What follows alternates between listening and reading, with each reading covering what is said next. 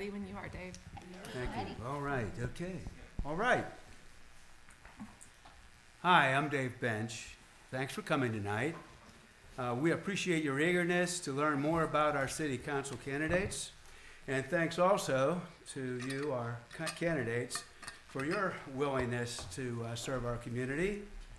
And to Melissa Greenwood Morrow Oh, and, that's not Melissa. excuse me, it is not, you're right. Is To she Suzanne here? Majors Davis and Melissa Greenwood Morrow, who helped put this together. Thank you. Is Melissa here? No, she is not. Oh, Okay. Now, candidates drew numbers for seat placement. And we have 8 questions which were shared in advance with the candidates. Each person will have the opportunity to answer a question first, because we'll rotate who begins first. We're also grateful to the City of Rowanwood, Mayor Massengill, and our wonderful city staff for making this location available for our forum. And while this is not an official city-sponsored event, it is graciously sponsored by the Rowanwood Gentlemen's Club, so our community can get to know our city council candidates before early voting begins next week. Our city has a long, time-honored tradition of respect for speakers, and I know all of us will honor this tradition tonight. Candidates, please keep your answers within the time limit for each question, and audience, please do not applaud until the end. While no questions will be allowed from the audience during the forum, you're welcome to stay, meet, and ask the candidates questions afterwards. Suzanne? hi. I'm Suzanne Majors Davis. Thank you for coming. I'm your neighbor in Westlake, and it was my pleasure to cover Rollingwood for the Westlake Picayune and the Austin American Statesman for about 6 years. And as a result, I know the great time commitment and thick skin required to be an unpaid public servant. So please join me in commending this man and women for the sacrifices they're willing to make to serve you. And thanks to you for caring enough to be with us tonight. Let's start the discussion. Each candidate will have 2 minutes to answer each question, beginning with, I guess we're in order of how you drew the numbers. Okay, beginning with Amy. I'm sorry to interrupt, but are we live streaming this or not? I believe so. Okay, we are. Okay, I just want to make sure because the screen is normally on and it's on. All right, sorry to interrupt. Okay. So the first question for you, Amy, is why are you running for the city council? If you're an incumbent, which you're not, but what remains on your to-do list? And if you're the challenger, what would you do differently? Thanks for the question, Suzanne. Is Sure. my mic okay? Checking the audio. Great. I'm Amy Patillo, and I did draw the first seat here, but I'm the 4th seat on the draw on the ballot that you'll have coming up for election. I have lived in Rollingwood for over 20 years and grew up in the Westlake area. My husband and I, he's also a Westlake grad. We're raising our son here. He's a 8th grader at Hill Country Middle School. I'm an attorney. I've managed a solo law practice, and I've also worked in business operations with my husband's event production company. I have served on the council before. I'm not the incumbent, but I have served in 2013 to 2015. I served a term, and in 2018 to 2021, I served another term. I'm currently appointed by Travis County to CAMPO, which is our regional planning organization, where I'm the Travis County representative, and I get to make decisions about regional transportation planning, and that really matters to the community at large because I can speak up on transportation issues for our county. So to answer your question about my primary reason for running, in 2013, when I joined the council for the first time, I put my name in, and it was an uncontested election. And the reasons that I put my name in then and now are the same. I'm passionate about making government accessible, about contributing to our community's efforts of volunteerism, and I want to I want to lead in our community in supporting neighbors of all ages, feeling like they have a friendly face at City Hall who is ready to solve problems together and find common ground. Those things are really important to me. I feel that we advance our quality of life when we work to find common ground and work together and have a mindset of finding solutions to problems together. Thank you. Wendy? Hi, yes, I'm Wendy Hundley. I moved into Rollingwood in 2010 with my husband, and we have raised our 3 kids here. Luke is 17, Elizabeth is 14, and Emily is 12. I got started in volunteering for the city of Rollingwood when I brought my little kids to the park, and I noticed that the park equipment was broken and that the upper park had become sort of a dumping ground for public works and actually had dumpsters there and trash all over the ground.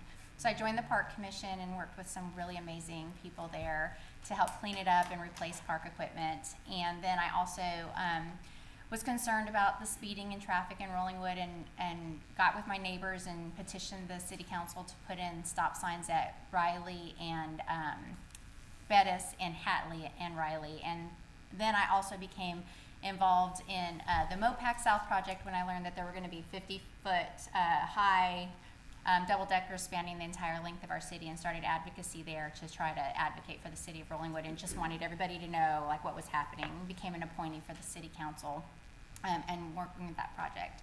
So I have served the city of Rollingwood just because I love Rollingwood. I love our neighborhood. I've made amazing friends here. I care a lot about public safety, walkability, processes, good government. I care about my neighbors. I want to make things better. If I see something isn't working or is broken, I want to help fix it. I'm just a mom that lives in the community, and I care about the community, and I care about my friends and neighbors, and I want to be a part of helping make it better. Thank you. Sarah? Hi, I'm Sarah Hudson. I've lived in Rollingwood for 32 years and raised my 3 children here. In 2008, after serving on the Utility Commission for about 3 years, I was asked to submit my application to fill an unexpired term on the City Council, and I was appointed to that position, and then ran at the end of that term, lost that election, but then ran again in 2010 and won in 2010, 2012, and then was unopposed for 8 years, whatever, and then had to run again in 2022 when we had a 3rd person running, and then here today. So 15 years I've been serving on City Council. And when I first got on council, it became very clear to me that the experience and education that I have was very, very well suited to the community service of serving on the City Council. I have a bachelor's degree in civil engineering, and my focus was on water and wastewater treatment and distribution, and have been on the management team and an officer of a small engineering firm worked for the firm for over 30 years, but was on the management team for 20 some years. And small firm, so I knew everybody that I was affecting with my decisions, and that's the same as it is in the city of Rollingwood, because we make decisions for our neighbors, and I think that I have been very effective in the position, and I would like to continue serving. Thank you. Kevin? Thank you, and I'm Kevin Glasheen. I'm running for City Council because I believe that I have the education and the experience to do the job well, and I think I have been doing the job well. Can always do better. I've learned a lot along the way, thanks to some of y'all. You know who you are. And I've enjoyed it. I think that I've been able to make a positive contribution. That's what I want to do, is make a positive contribution, however and wherever I can. I think that, just my background's helpful. I grew up in Dallas. I flunked out of UT in 1980 with a 0.25 grade average. Graduated from Texas A&M in economics, got a law degree at Texas Tech, and I spent 30 years out in West Texas living in Lubbock, where I built a law firm that has offices in Albuquerque, El Paso, Odessa, Lubbock, Hobbs, Houston, and Austin. I have an office down here at 17th and West Avenue. And we've got about 15 lawyers and 50 staff, and I've started that firm. And we're leading personal injury law firm in West Texas and New Mexico. I've also been a real estate developer about the same time and have built more than 500 residential lots, a lot of commercial land development. I've built and hold apartments, so I've put in a lot of streets and utilities, water, sewer infrastructure. I work with cities to do that. I understand real estate development and what it takes for cities to be good partners in development. Because I've been on the developer side most of my life. I wanted to serve because we moved here about 10 years ago and built a house on a difficult sloped lot here, but we, and what are the time, was that a time warning? Yeah, 10 Yeah. seconds. Is that all I got left? That's it. Dang. Okay. Well, I would like to finish the residential code review process and work with everybody to, get the competing views in to build consensus and get some things passed on the residential code. So that's why I want to continue. Thank you. Thank you. So Wendy, you'll start the next Okay. question, please. So what are the most important issues Rollingwood faces, and why would your skills and experience make you the ideal person to solve these? Okay, thank you. So I think that we have issues with our water structure, our boil water notices. We need reliable internet connection and cellular service. That's something that's really important to people in our neighborhood. We have public safety issues, speeding, cut-through traffic. There's a lot of concern about slowing down traffic and making it take a little bit longer to go through Rollingwood than it does to go down Bee Caves. I think it's really important for us as a city to have a welcoming environment for people who want to come into the city council and who have a problem and who need help with something. And I understand how government works. I understand, I was able to serve on the city council for 2 terms, and it was my great pleasure to do so. And I do understand how the processes work, good processes. I've been involved in the infrastructure improvement project, so I understand our drainage needs. I was a co-author of the Rollingwood tree canopy ordinance, and trees are very important to me. And so I understand how the ordinance works and how we maybe can improve the ordinance to protect our tree canopy. We GIS mapped our water lines. We updated our comprehensive plan. I was part of creating the strike force that helped to work on our commercial corridor comprehensive plan, and I think that process was really great and represented all of us in our community. So I think that we have a lot of things that we can work on together. I think we need to look for consensus. We need to be able to talk to each other, have community dialogue, have a forum, and together we can solve all the problems, because we are a wonderful small community with a lot of citizens who really, really, really care and are really involved, and I think that we couldn't ask for more than that. So I think I can help to guide that. That's what I would like to do. Great, thank you. Sarah? And let me know if y'all need me to repeat the questions. Excuse me. So the results of our comprehensive plan survey verified that biggest issue in the community that people are concerned about is drainage, and that's something that I've been concerned about for a really long time, and I think we need to make greater efforts on solving some of our drainage issues in the city. Want to make sure that we protect our tree canopy, that we live in Rollingwood. So I would like for us to keep the wood in the city, and we have a tree canopy ordinance that was better than what we had before, which was nothing, but we do need to improve and strengthen that.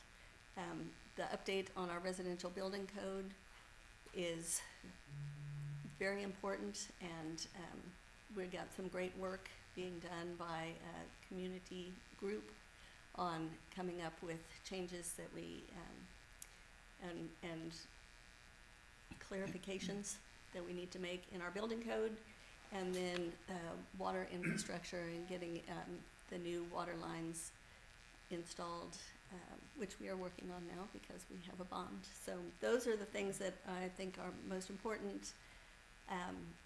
Civil engineering covers lots of those issues, and so I have good background on the water and wastewater, on the drainage.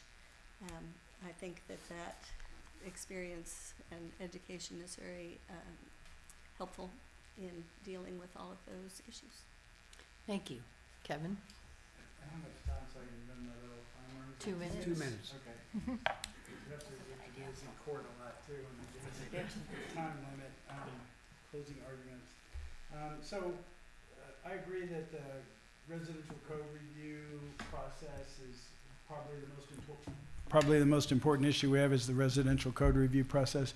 Water has been a big issue, and fortunately, we're replacing our water lines. That's been a big, expensive process. I'm glad I was involved in it. I think I helped save us a couple $100,000 on the engineering contract, on surveying costs, and on some of the bid items, because I'm used to looking at those things and paying for them, and so that experience was helpful. On internet, I agree we need better internet, but we've got Google Fiber coming in. They've already laid a lot of the infrastructure, and we should have it in March. Cellular service is tougher, I made a note, because, you know, we can't call AT&T up and tell them to put up a cell tower. It's just a tough issue. Hopefully, Wi-Fi calling helps people, but I know that doesn't help when the power's out, but it's a tough problem. But I've been a big advocate of public safety. I'm a personal injury lawyer, so I'm real keen on public safety. I strongly supported lowering our speed limits to 25 and actually brought that issue forward to council, and I've had lots of talks with administration and the police department about increasing overnight patrols and being tough on people cutting through Rollingwood.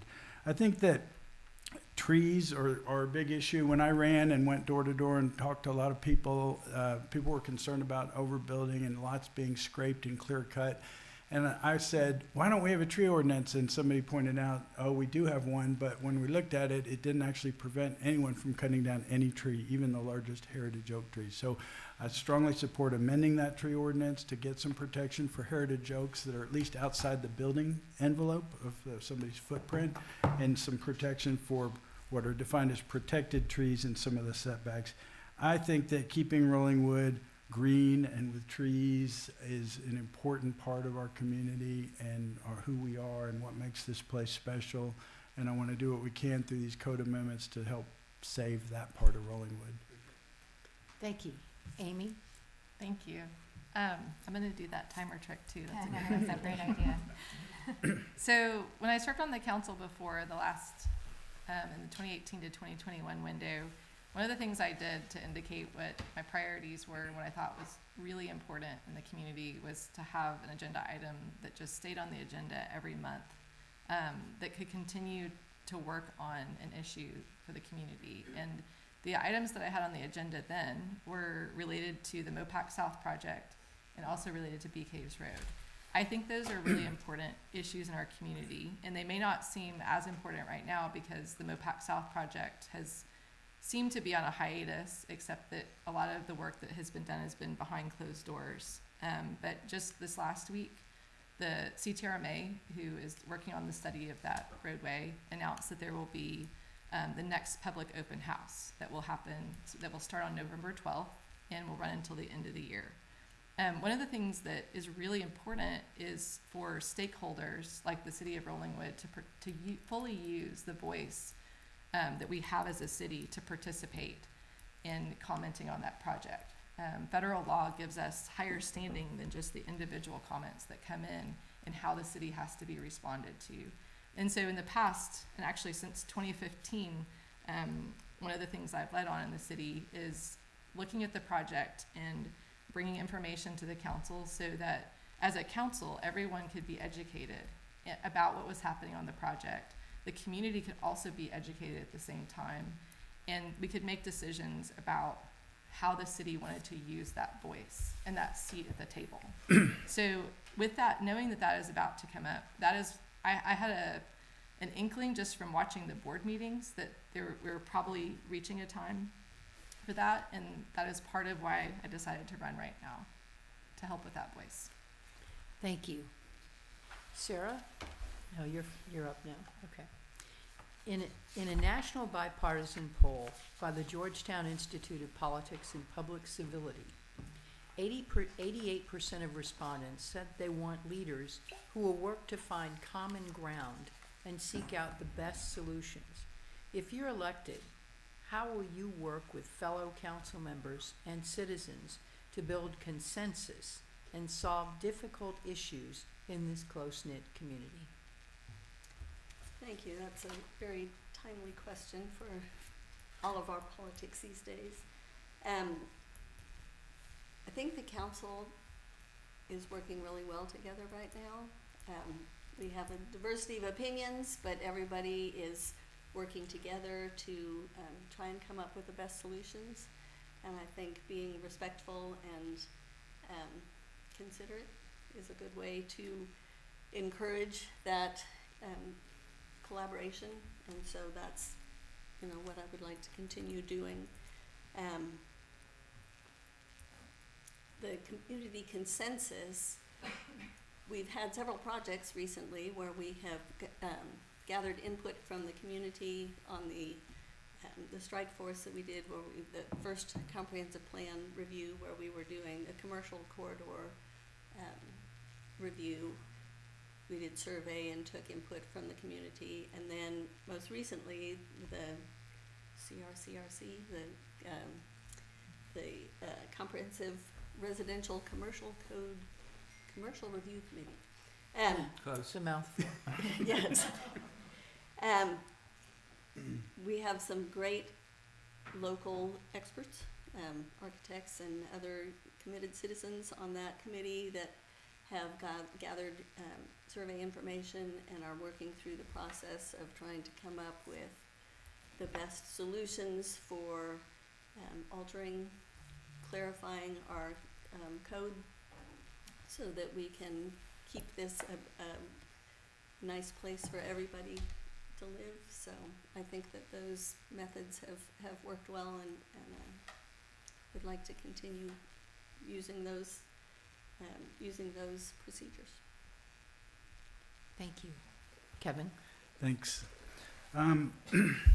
So I agree that especially in a small community, it's important that we have some kind of inclusion and unity even when we disagree, because we're still going to be neighbors. So I think that the way that I've approached that problem of trying to build consensus and bridge differences in opinion is, number one, transparency. I make it very clear where I stand on things, and I tell people to their face what I think, and I may not be everybody's cup of tea on every issue, but at least when I look at somebody in the face and tell them something, they know that I'm speaking plainly and that I'm not having some other secret agenda, you know, behind everyone else's back. I do speak directly.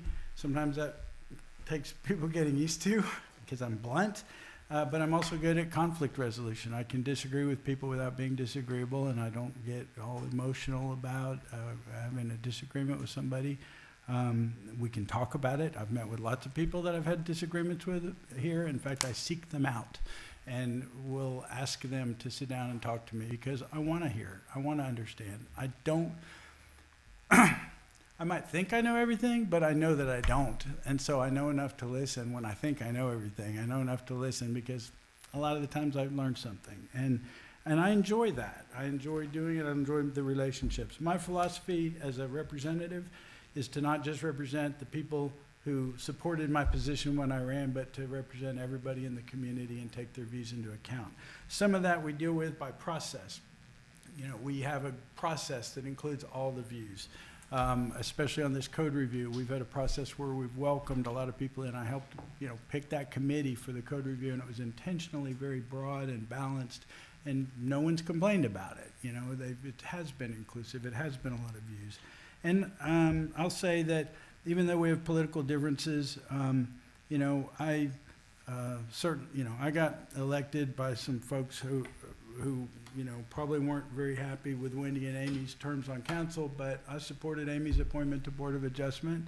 And I told Wendy, and I meant it, that I'd supported her appointment to a board. It didn't actually come up, but I meant it. And Wendy has sat down with me when I got elected and gave me lots of good information and advice, and I'm welcome doing that anytime, even though we might disagree about things and, you know, we might call each other out for whatever we think we're not doing well, but I, you know, respect everybody up here. I appreciate everybody running and being willing to serve, and I respect that everybody here really wants to make a positive difference at the end of the day, and together I think, you know, we can get that done.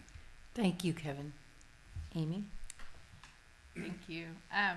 Really enjoy that this question is in there because I think that it reflects a conversation that I'm hearing across the community, that as I ask people what they're looking for from our city government right now, it's really about working together to find common ground. And so I think we're in an era in our country and in our locally where we're wanting that. And it takes leadership willing to decide how to move past some of the patterns that have maybe entered into our conversations in the last 5 or 6 years where that isn't the case. And so one of the lenses that I actually have used for a while, and I sometimes get to share it with people, and I thought I would share it today about how I look at the word politics, is a definition I was given at one point in time is that one definition for politics is how we arrange our shared spaces, which as a definition takes a lot of the division out of the language itself. But doing that is harder than it sounds. And so whenever I encounter issues, one of the first things I do is say, is this a shared space? Is this an issue that's actually for our community to decide? Or is it an issue that's an individual issue? And that's a great place to start. And then if something is an issue for our community to decide, making sure that we have the people in the room who need to be there to help make the decision, to identify what the problems are and what the solutions can be and what resources are needed to solve that problem. So another example I have of this is if you've ever tried to go shopping with another person to buy like a couch and some chairs, there's a lot of options about a couch and chairs that you could put in a shared living room, and you're not always going to agree, and it takes work to get through those disagreements and find that common ground. Thank you. Wendy? I'm gonna start my timer. That was a good idea, thank you.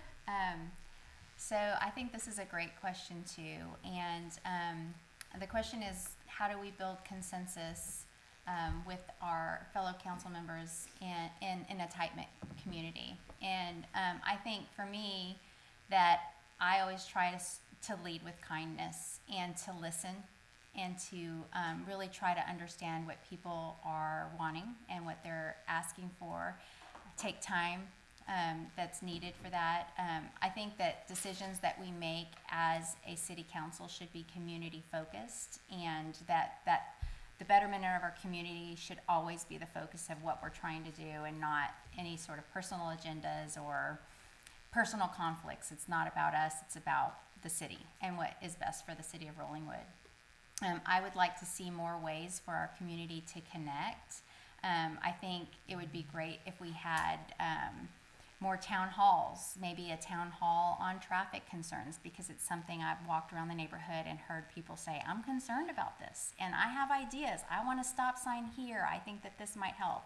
And so, that sort of community time to get together where it's non-threatening and we all get to kind of bring out ideas and we kind of find where there might be consensus, I think would help leadership to sort of know what the community wants. Maybe a community picnic to discuss concerns in the park or park maintenance. I think there's ways that we could come together in fellowship and community that would also help us to push forward what we really want within our community.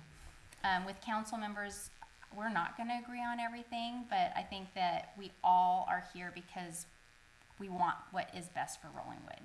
We're all volunteers. We have a diversity of opinions, and I think that it's good to have a diversity of opinions, because if you're all thinking the same way and you're thinking with groupthink, you're not going to make good decisions. And so I think when you have people who have different ideas and there's a healthy debate, then you're going to have better decisions. Time. Thank you My very timer much. didn't go off. In Rollingwood's comprehensive survey, a large majority of residents expressed support for resolving storm drainage issues that have dogged the city for many years. Would you favor a storm sewer bond to address this, or do you have other ideas? We'll start with you, Kevin. Well, I don't have other ideas on how to finance something as major as a major storm sewer project other than a bond. But if we needed a bond to solve specific storm sewer problems, I would support it. I think that public drainage issues are a public problem and that the city has responsibility for dealing with drainage. And so, you know, we're doing a lot of good drainage projects right now. I'm glad we're doing them. They needed to be done. You know, I don't know what the next phase or tranche of storm drainage projects is. I know we've got Edge Grove down at Bee Caves. That's a major one. And there is a potential source of funds for that one, at least, that I think we could look at. The RCDC has a substantial amount of money, about $600,000, and that's a Rollingwood Community Development Corporation, and they get 1/8 of our sales tax, 1/8 of a cent of sales tax revenue under state law, but it's required to go to the RCDC, which can only use it on economic development or capital improvements like in the park. Would take an opinion from council whether they could contribute to fixing that road that floods down there, but I think that's a priority one. I don't have a problem with a bond to do it if that's what we need to do. It's going to be expensive, and these are things that we just need to do. We don't have a ton of revenue in this city. We have a very lean budget, and the state, half our money comes from sales tax, half comes from property tax. It's hard to increase either one of those. The state law really prohibits us from raising the property tax at this point, other than to barely keep up with inflation, which is fine. I don't want to tax anybody anymore. But if we need a bond, then that's what we need to do, because it is a public problem. So, Thank you. Amy? Thank you. So in 2020, the council that I was on worked on an infrastructure improvement plan. And what it did is identified a lot of the drainage issues that we have in the city and then assessed costs that might go with each of those projects and then prioritized them. And fortunately, the city was able to allocate some funding to 2 of those projects that you can see underway right now. But there's still about 15 more that haven't been done. And so in looking at this question, I think that the first question for the community answer would be, is there a priority to do all of the rest of the projects and to go out for bond funding, because that initial estimate was about $17 million? Or is there more of a priority to do those in a step-by-step process, and would there be funding to do a few more projects without having to go out for a bond? So that's a first question that I would have. Another question I would have is just looking over the next 4 to 5 years, what other projects besides drainage projects does the city want to undertake? And just making sure that if we're looking at how we're going to use our debt capacity that we have as a city to go out for bonding, that we're thinking through which projects would be the most important to use that debt capacity for. At this point, I agree with Kevin that I think RCDC would be a great player to have in this conversation and to see how they might prioritize using some of their resources to address some of the drainage projects that affect the business community and access to the business community as well. Thank you. Wendy? I'm gonna start my timer on my computer. So I do think that bonds are a great tool for financing significant and long-term projects that we could never save enough money for. And it helps to spread the cost over time so that people who are benefiting from it now and then also in the future help to pay for the cost of those projects. That being said, we have recently passed 2 bonds. We did $5.3 million for our water line project, and then $2.5 million for our City Hall remodel and the Travis County Emergency Services shared use that's going to be here at City Hall. And then two of our biggest drainage projects that we identified in the IIP are underway right now, and that's the Nixon Pleasant and the Hubbard Circle. So those are really big projects that we kind of got on the road, and we had some money that we were able to use for those projects. We have identified at least $17 million worth of other projects for drainage that we need, and I think the mayor said at one point that we could probably spend the rest of our lives fixing drainage issues and an unlimited amount of money. And so I think what we have to do is look at the projects that we have and then prioritize them. But the most important thing to me is that I find drainage to be very important, and we do need to address it.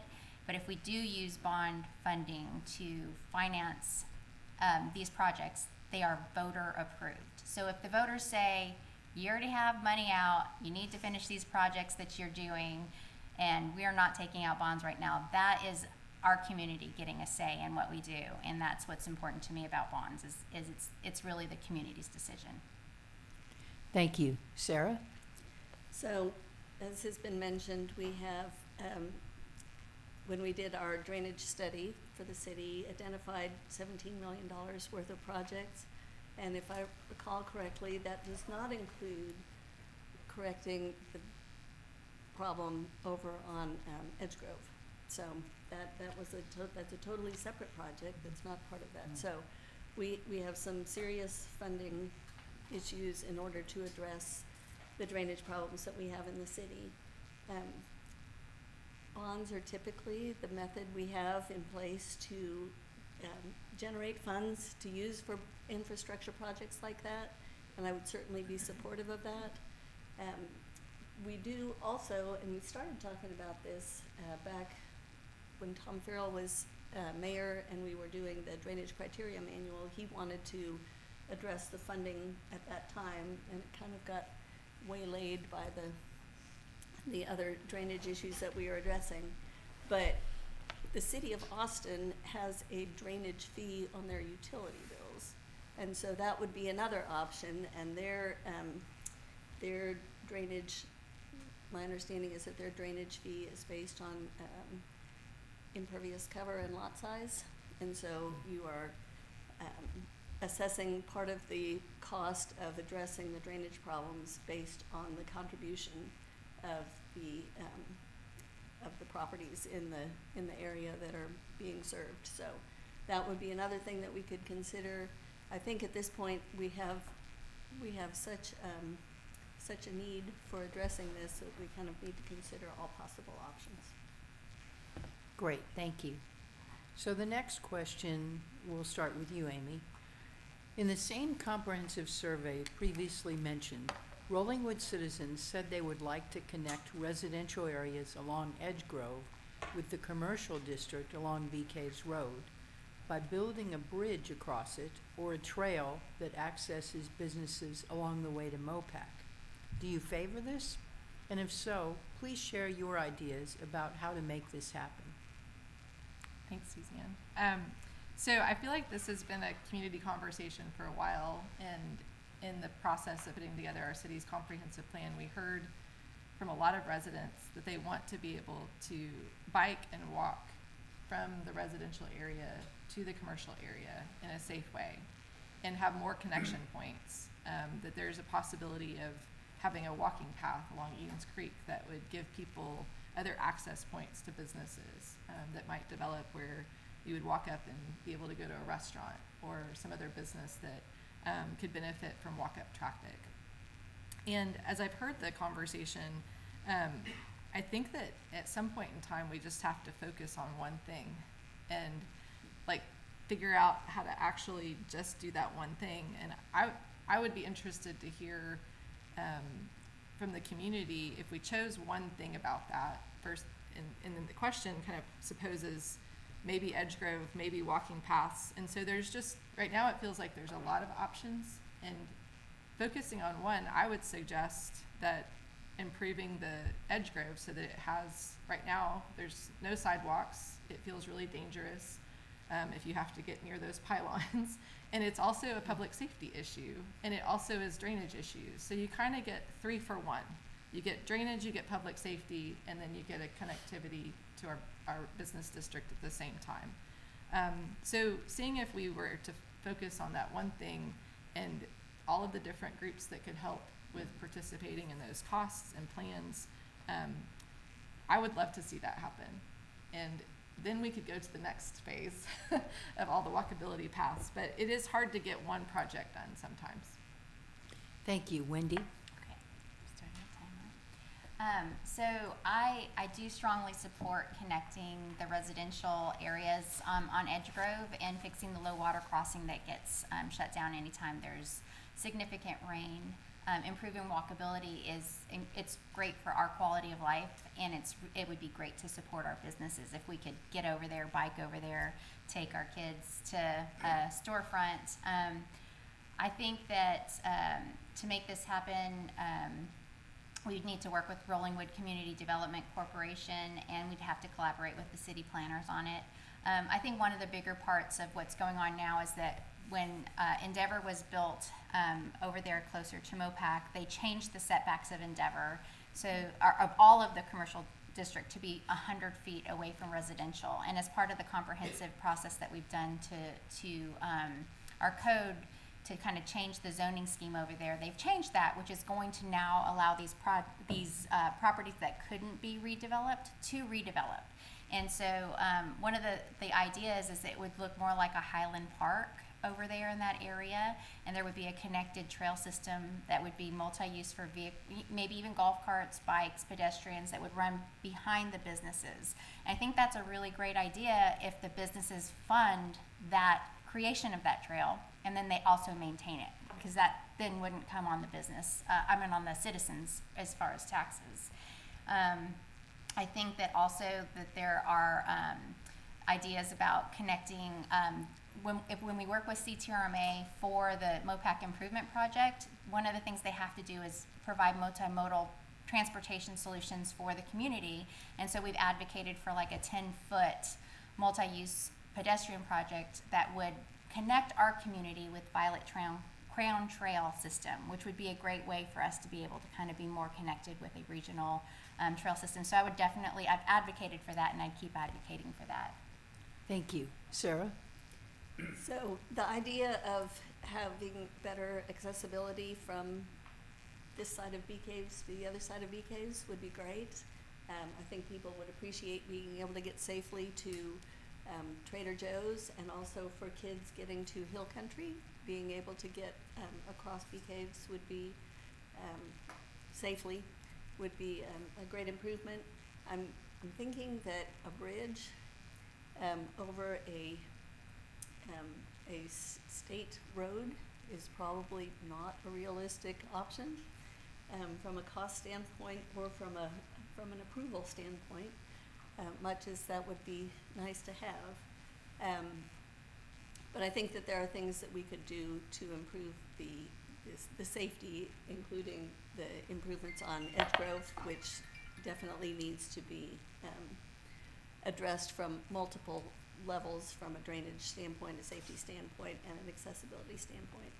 My concern with the trail, which would be wonderful also, but it's also in a floodplain.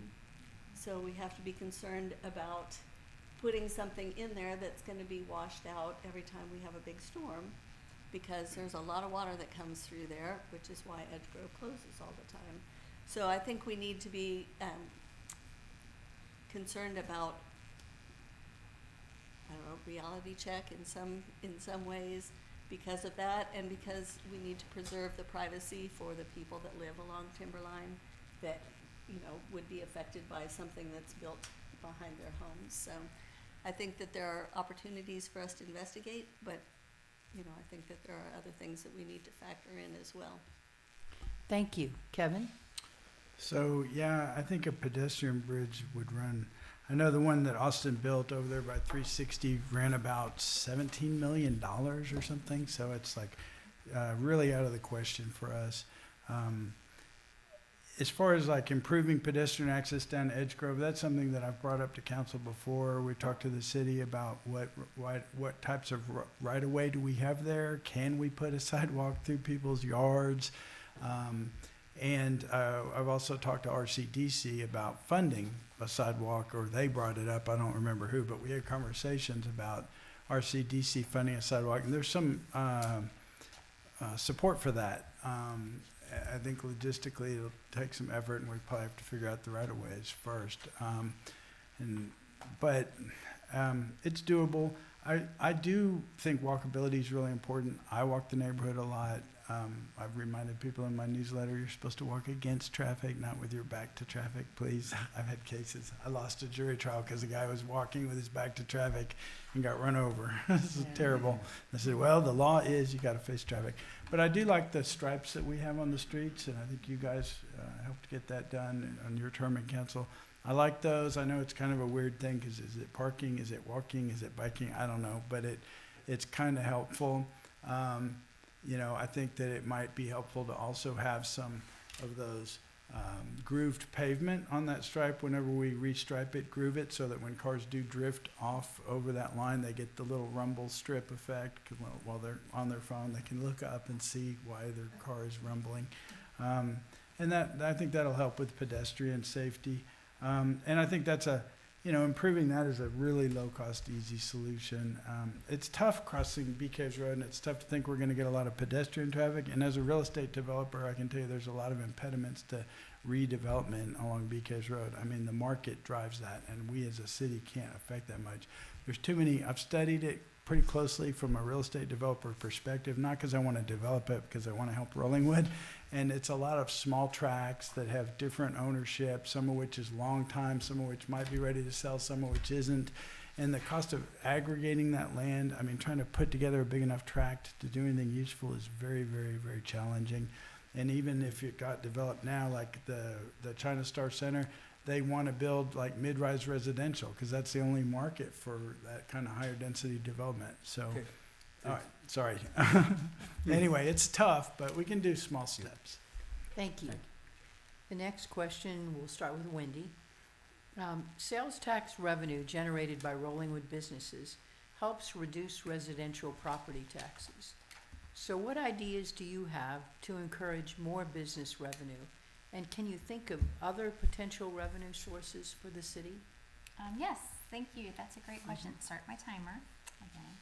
I think that as we do start to redevelop our commercial district, then we're going to attract new businesses that will help to bring in more revenue for our city.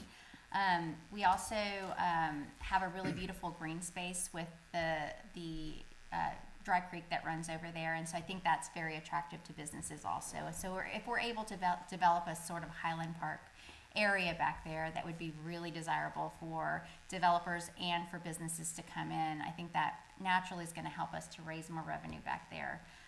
One of the things when I was on council that we had bond council come in and speak to us about were TIFs and TERs. And TIFs are tax increment funding, and TERs are transportation user investment zones. And basically what that means is that you can take the value of the property in the area, like say the business district, and you look at that, and when you develop the TIF or the TERS, you take the value of that property at that time. And then you can take out bonds to accomplish a project, maybe the Edge Grove Low Water Crossing, that's $17 million bridge over Rollingwood Drive. And then you use the value of the area that comes up later, those tax revenues, to pay off the bonds. So then it doesn't actually cost the taxpayers more money now. It doesn't cost us more money as taxpayers to be able to do that project. It sort of defers it later. And so it's not really revenue, but it's a way that we can defer the costs and pay for it with future revenue by improving those areas. So I thought I would throw that out there as an idea. I still have 24 seconds. So I would also say that it would be really great if we worked more with the Westlake Chamber of Commerce and were more settled in with them, because I think as a whole corridor, if we work together to promote our businesses and support each other's businesses, that we will have more success in our own city. Thank you. Sarah? So, sales tax revenue is an important part of our revenue stream here. Part of the problem with our commercial area is that we have a high degree of office and professional services which don't charge sales tax. And so there are, you know, some of the businesses that we have there already are not ever going to be in a position to generate much sales tax, as long as they're used for that, the purpose that they now have. We have updated the commercial code recently, and that was one of the things that they were looking at, was to try and help incentivize and encourage people to redevelop those areas that are that could be refreshed and that would have better ability to generate some sales tax. If we can, we could allow changes in our, right now businesses have to close at 10. If there was some place where we could allow a restaurant to stay later than 10, that would allow generation of more sales tax because they could stay open longer. We also got a big boost in our sales tax revenue when they changed the way that online sales tax money is allocated, because it used to be that it was based on where the purchase was originated from. And especially with the pandemic, we had so many people that were ordering everything online. There was a lot less sales tax. So that is another way that we are bringing in more sales tax, even though that the business selling the product is not actually in Rollingwood. Thank you. Kevin? So, Sarah's right that the code revisions from the commercial code review are helpful in encouraging retail. We rezoned a lot of space that was office to basically be office or retail. We reduced the setbacks required for retail so that it can be more intensive, and generally made it more retail friendly. You know, as far as TIFs and TERS goes, I'm familiar with them. I just finished doing a $3.6 million public improvement project in Lubbock, Texas, where I do some real estate development, and we did a TIF TERS on the property. And it'll pay back out of increased tax revenue, and City Council just actually approved that 2 weeks ago out in Lubbock. And it's going to be cool because we're putting in a statue of Quanah Parker on horseback, a bronze that's 1.5 times life size. And you'll hear about it in the news, but it's being cast right now. And that's a project I've been working on for 20 years that I wanted to have that statue put up. But it's happening. And, you know, TIFs and TERS are good tools, but I don't think they're going to really do much for us down there. There are some other tax tools that we could use. If we give people tax abatements, and, you know, if we throw some money at them from RCDC, if they're coming in with a big restaurant deal that's going to make a lot of tax revenue, that's great. But, yeah, the problem is a lot of it's medical and office, and that just doesn't generate tax revenue. So we're all retail friendly here, and we're going to do everything we can to encourage any retail developer that's got a plan that's going to lead to more retail rather than more residential. Right now, all we keep hearing is they want to build residential, and there's not a big appetite for, like, you know, apartments or condo towers on bee caves. So. Thank you.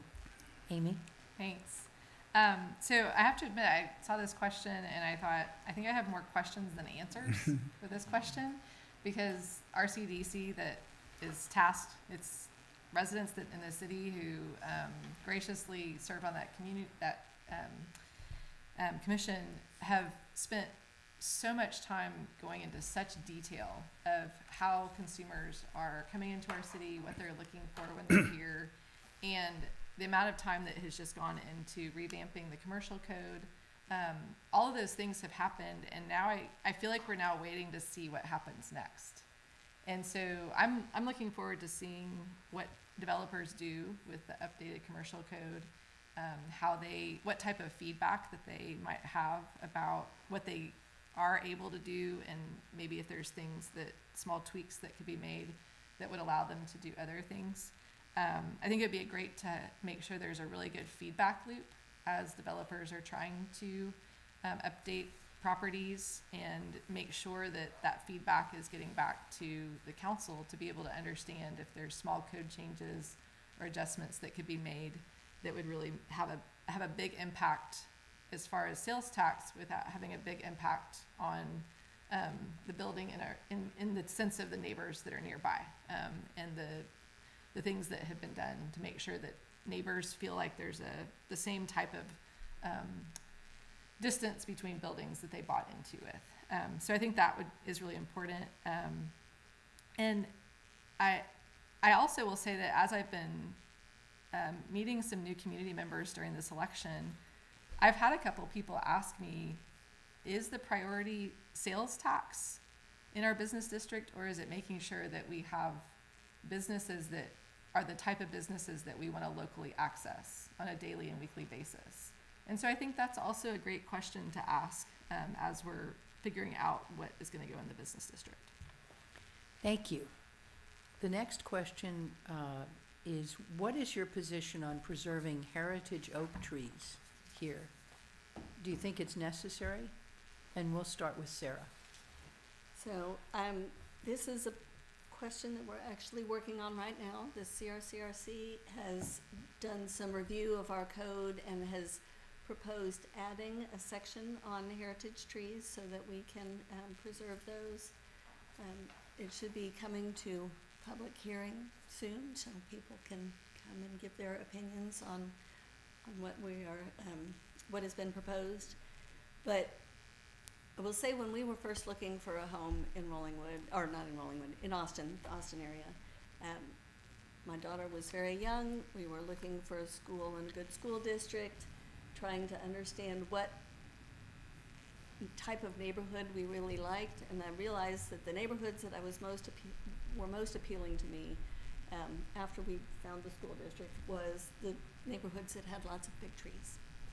And so Rollingwood was a perfect location because of the trees that we had, the trees and the big yards and the lots of green space.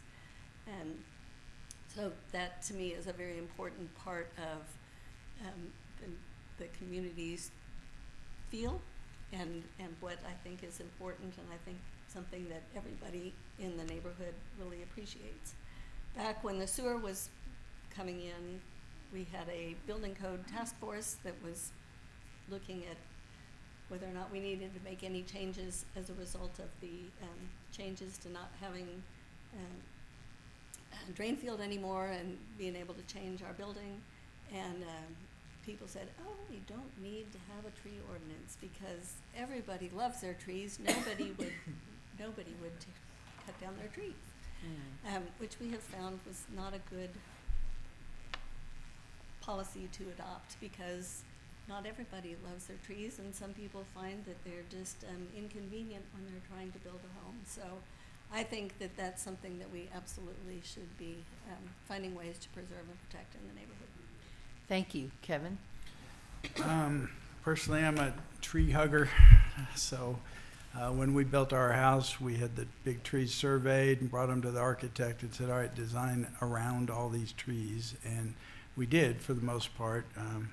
And I think trees are really important to a community. I think they really make Rollingwood special, and I think that it's part of what, all the studies show that people do better in urban environments with more trees. There's more shade, it makes it cooler, and everything's getting hotter. We have record temperatures all the time, but our community and tree-shaded communities are actually measurably cooler, and I think it's important. I just think it's just part of what makes the neighborhood special. And as we've built these bigger and bigger houses, sometimes up to the setbacks, I wonder if sometimes if a 10-foot setback isn't enough. I mean, I've seen houses now that are built really tall where there's not really any space between the houses for even a tree, and I think that's kind of sad. I think it really detracts from the overall effect of the neighborhood. And you mentioned shared spaces. I think that's kind of what we share in a way, is that there's a reason we don't allow fences in front yards here in Rollingwood, which I think is a good rule.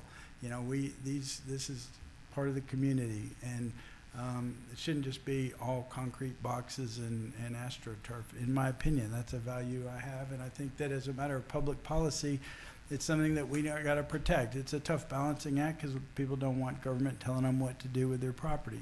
It's fine. You can always move further out in the country, go to Cuernavaca where there's no ordinances, it's outside the city limits, and do what you want. But here I think we should protect our heritage oak trees. I don't like seeing a lot clear cut. I don't like seeing a 24-inch diameter oak tree that's 150 years old just cut down. It just breaks my heart, really. And so I think we do need to strengthen the tree ordinance. People still have to be able to build houses, and you know, it's a balance, but we got to protect the trees. Thank you. Amy? Thanks. So Wendy and I had the honor of getting to co-sponsor the tree ordinance that we now have. And when we were working on it, it was very much a first step document the entire time, and trying to get a base level of just the goal was to incentivize people to be replanting trees if they're going to remove trees, and to promote a healthy tree canopy in our city.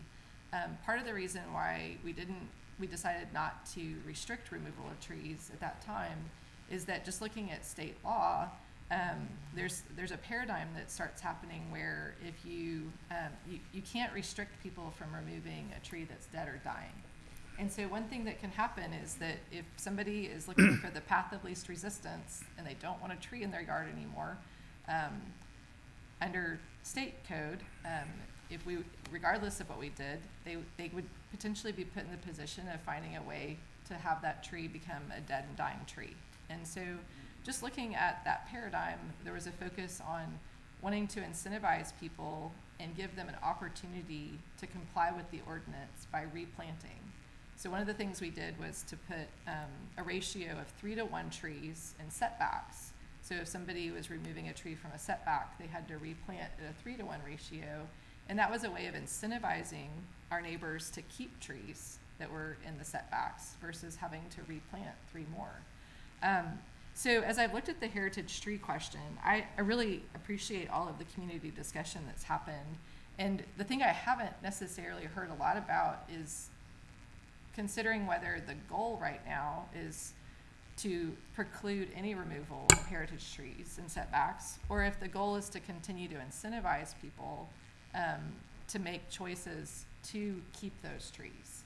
And so one thought is that there could be a 6-to-1 ratio or a 10-to-1 ratio if you're removing a heritage tree that would incentivize people to keep those trees in the setbacks, or to do something that would be more reflective of the size of the tree that has just been removed. I don't know if that would make a difference, but just offering that as another thought. Thank you. Wendy? So I think as a community, we value our tree canopy. I know I do. And that's why, like Amy said, we co-authored the tree canopy ordinance to help protect our shared tree canopy. And we looked at it as a balance between protecting the shared tree canopy and then also being able to develop in a reasonable way to develop your property. And so there's more trees that you have to replace when you're taking a tree out of our shared canopy than if you're taking a tree out of our buildable area where you should be able to build a house. And that's because we want you to save the trees in our shared spaces, because they do so much for shade and animals and all of these things for our community. And so I think I really value heritage trees. Like, I walk around the neighborhood and I see some trees and I just look at them and I'm like, I love you, tree, and I would never want you to be removed. And so I would love to have protection for those trees in our shared spaces, especially because that's not somewhere where you can build. I know that there are circumstances, like when I built my house, I struggled because if I wanted to have a driveway without a tree in the middle of it, then I had to remove one of our trees. And I told the architect, well, we could drive around it. And she was like, no, you can't. You're not doing that. So, there are cases where I think it would make sense that you would want to be able to remove trees. So I think an absolute restriction on it may be difficult, but I think it's worth talking about just to preserve that in our neighborhood. But I think when you look at our buildable area, that we should be able to remove trees in the buildable area just to be able to have reasonable development on your land. And I still had 5 seconds, so it's good. How about it? Okay, thank you. The next question is, Rolling Woods building codes are being updated for presentation to the city council. Who will then vote on them? what are the most important things to address or change? And we'll begin with you, Kevin. I think the most important thing about the residential code review, in my mind, is the process that we go about in addressing it. When I'm used to business and operating my own firm and doing development, and I make decisions quickly, and I say, this is what we're going to do, and it gets done. And so it's a big adjustment to me. And we do things by consensus, of course, in business, but we also do it quickly. And there's usually probably not as much diversity of opinions in the business environment. And so it was a real adjustment for me coming here to council, and you know, I thought I kind of knew what people thought in the community because I'd gone and knocked on a lot of doors, and I'd heard a lot of stuff about how we need to address overbuilding and you know, maybe deal with building heights or setbacks because of houses that loom over their neighbors and just seem like too big. And I didn't really realize there was much of an alternative view until I started trying to work on those issues. And I heard from a lot of people, and I realized there are a lot of alternative views. And so we slowed down and we made a process of created the CRCRC together on council. We did that, and it was to get input and to get to balanced solutions that are thoroughly thought through. And that committee, so impressive, such good people, so well qualified, good architects. I learned a lot in that process, and I think that addressing houses that loom over their neighbors and sort of dwarf them and rob them of privacy is probably the biggest issue that we have. It's really hard to address. It's really tricky, and I like some of the tenting proposals, but you know. There are some things I'd probably like to see if we could pass it, but I don't think we can, and politically, but I'd like to see the setbacks be maybe a little bit bigger, but I don't know that that's going to happen. So it's the process is my answer. Thank you. Amy? Thanks. So as I've been following the process of the proposals that the CRCRC is making with building code, and one thing I haven't seen in the process, to talk about process, is how we're going to connect the dots for the community in our comprehensive plan of the work that the CRCRC is doing, and then the comprehensive plan document that we have. And the reason that that's important is that the city worked on its first comprehensive plan in 2020. And state law requires then that any changes that are made to our zoning code are in conformance and supported by the comprehensive plan. So one of the things that I've found interesting about the process at this point is that the plan was passed in May of 2022, and I wasn't at the council at the time, but it includes a statement, the literal statement that says that although many residents are concerned about older and smaller homes being replaced by larger ones, there is no widespread desire to alter current rules related to home sizes. And so one of the conversations that's been happening at the CRCRC is adjusting for smaller home sizes potentially through changing height and tenting that would change the square footage that someone could build. And I do think it's important before any code is actually passed to connect those dots and to keep our comprehensive plan as a document that as people are considering moving here, they're considering investing in the space, and then also wondering what can I do with my home, that document remains consistent with what we're doing with our building code. The other thing that I do see, and I've seen as I've been a council member over different times, is that as our building officials and the other people who are reviewing building plans change, we'll see changes in how they interpret our code. And so I think it's really important right now to make sure that those types of things are addressed quickly, and then the bigger paradigm changes like building house size are thoroughly reviewed and reflected in our comprehensive plan. Thank you. Wendy? So I am concerned with some properties that have been overbuilt and that maybe don't respect the character of our neighborhood. I do support some changes being made. I do think that we should look at it comprehensively, and I'll give an example of that. because there can be unintended consequences. And one thing that was changed by the current council was there was a loophole where people were building accessory dwelling units by connecting them with a covered walkway. And so the council closed that loophole, and they said, oh, you can't do that anymore. You need to put walls. It has to be connected by walls in order for it to be, considered, because we don't want you to have these walkways to an accessory dwelling unit. So what's happened is that people have started building U-shaped structures around their pool to get the extra space that they need, or that they want. And so one thing that they talked about in the comprehensive plan that people were in agreement that they wanted was accessory dwelling units. And so if we look at that in this whole picture of what we're looking at, and we do a comprehensive review and we look at a lot of other things, perhaps doing additional dwelling units can preserve green space. You might keep the trees in between the units. You might have more light, more air. You're not going to have the imposing walls that are going to be in front of your, right up against your neighbor. So I think that although there's been some great work done by the CRCRC, and it's a great body of people, that it's not the only solution out there. And I think that there should be other considerations now that it's at P&Z, because P&Z is the body that should be reviewing this. They do our zoning. By state law, they have to come up with a recommendation. And I think it should be a comprehensive review process.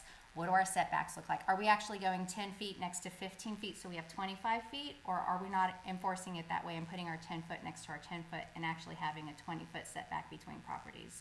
How are we enforcing our code, and just comprehensively looking at it and all the things that are surrounding it? Thank you. Sarah? So, doing a review of our residential building code has been, I think, an important thing that we should have been working on back before the sewer was put in, because that was really the catalyst, if you will, for the redevelopment in Rollingwood. People didn't have to have a drain field anymore, so they were able to build on more of their property. Before we had setbacks, but we also had an additional inherent setback because you had to have room for the drain field. And so doing the comprehensive review of our residential code, I think, has been long overdue, and I'm really glad that we are taking a look at it now. The things that we have gotten the most complaints about, which is why the CRCRC has been addressing them first, were building height and kind of projections and the mass, how close we were getting to the setback lines, and then also what can you put in the setbacks? What are the limits? Like, what about your pool equipment? Can that go in the setbacks, or your air conditioner, or your, where do we draw the lines on what can be built outside of the setbacks? So, to me, the biggest thing that we're trying to accomplish is preserving property rights, not just to the people that are building the home, but for the people surrounding the home that are being affected by the changes around them. And what we are getting in some places is, to me, the movie Up, where you have that man's little house in the middle of those two big skyscrapers next door. That's what I'm hoping that we can come up with a good solution so that we can preserve the property rights of all Rollingwood residents. Thank you. It's gone fast. And now we'll hear closing comments from each candidate, beginning with Amy. Thanks. Thank you. I want to thank everybody for coming tonight and using your time on a weekday. I know that isn't always easy. There's also people watching online, and thank you for watching online. I just want to pass along that I have a website at amyforrollingwood.com that has my contact information. If there's follow-up questions for people who are watching online, please reach out, and I'm looking forward to staying afterwards and hearing questions that the people here in the audience have. A few things that I just wanted to close with are really what I want for Rollingwood is a community where residents of all ages and stages of life feel supported and valued, where families raising children are supported in the delightful things of that time of life, and where our city staff have clarity in what we're intending to have as our city's policies and processes, so that there's evenness in how neighbors are treated, and where we work together as neighbors to find common ground and advance our quality of life. And those have been my goals in the past. Those are my goals now. And I look forward to being in this seat if you all would have me. So I'd like to ask your vote. Thank you. Wendy? I didn't set my clock. Okay, sorry. So thank you all for your time, for being here tonight, and for being part of this wonderful community. I have been blessed to have so many wonderful relationships and neighbors and friends, and of all ages, like people who have been mentors to me. I've seen them watch their children and send them to college, are very dear to me, and they still mentoring me to this day. And it's so important that we have this community. We have the women's club, we have the gentlemen's club. We're multi-generational. We have the babies moving back into the neighborhood, and we have neighborhood play dates. And I think that we have such a special little city, a small, charming, special little city, and we want to preserve what's special about it. And for me, it's important to work on our walkability, work on our safety, work on our business district, help keep taxes low, be fiscally responsible in whatever decisions that we made, improve our infrastructure, maintain our infrastructure, and then mostly just fostering a really welcoming environment for everybody in our city, so that everybody feels heard, everybody feels welcome, everybody feels included. And we find things that we can work on together with consensus, and that we don't have these polarizing things where we're calling people polarizing or conflict points or whatever, but let's just be neighbors and be friends. And that's what I really want to help promote in our community. And I just love you all, and I thank you for being here. And I love Rollingwood community, and I would definitely be honored to serve on city council. So I would love to have your vote. Thank you, Wendy. Sarah? So, like I said earlier, lived in Rollingwood for 32 years. My late husband served as the chairman of the Park Commission, and I helped him when they were designing the lower playscape and getting that installed. My daughter has 2 toddlers, and she said that is still the best toddler playscape in West Austin, and they've been to a lot of them. So when he got off the Park Commission, that's when I started serving on the Utility Commission and then City Council. And the focus of both of our services has been on maintaining Rollingwood as a great place to live and raise a family. That's been my main concern, is making sure that we preserve the things that are important to everyone who bought into the neighborhood and wanted to be a part of it. And I don't look at this. Somebody many years ago asked me why I wanted to be involved in politics. And I said, well, to me, this is not politics. This is community service, because we are all neighbors. It is not partisan. We were all supposed to be working together to foster a community where all stages of life can live, and we're supportive of everyone, and we look out for each other. And so that's what I would like to continue to do, and I ask for you to vote for me and allow me to keep on doing that. Thank you, Sarah. Okay, Kevin, it's yours to close. Okay. So no comebacks. Rare for you, I'm sure. So I've really enjoyed serving on city council. I've enjoyed getting to know so many people in the community, and Rollingwood's full of a bunch of smart, caring people, and every one of y'all is here or listening because you care about this community, and everyone up here is up here because they care about this community, and that's a great thing. You know, you can't, there's no substitute for people caring. That's just, you know, more important than anything else, whether it's at work or school or in the community. If people care, that's the starting point. And so that's great.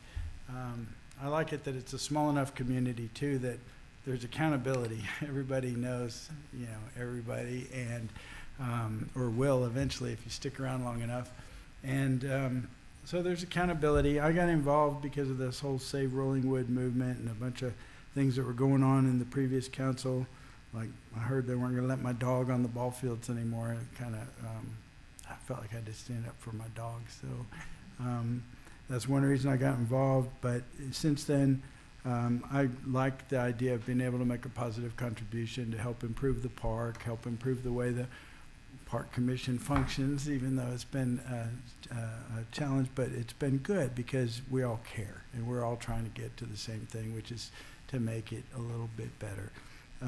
I think that I bring common sense to the process, and with my experience, I'm willing to listen to all the sides, and that's important. And I'm not, I think I've got pretty good judgment about where we should land when we come to those judgment calls about trying to balance competing interests. And I'm running not to just represent people who have one view or another, but to try to represent everybody in Rollingwood with some balanced, common sense solutions to some of the challenges that we face. So I appreciate y'all's support and hope you'll cast your vote for me on when you do go vote. Thanks. Thanks to all of you for participating in this forum. Please go vote. Early voting begins on Monday, this Monday, and goes through November 1st at Randall's. Election Day voting is on Tuesday, November 5th at the same location. You're welcome now to meet the candidates and speak to them. And thank you so much for coming and for participating. All of you.